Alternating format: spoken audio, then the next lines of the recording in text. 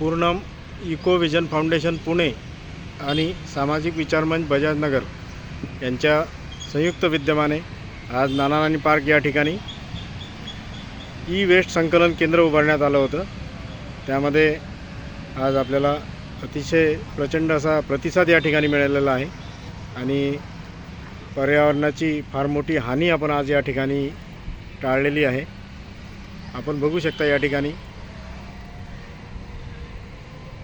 जमलेला आजचा कचरा आणि प्लास्टिक वेस्ट असा आपण या ठिकाणी आज कलेक्ट केलेला आहे।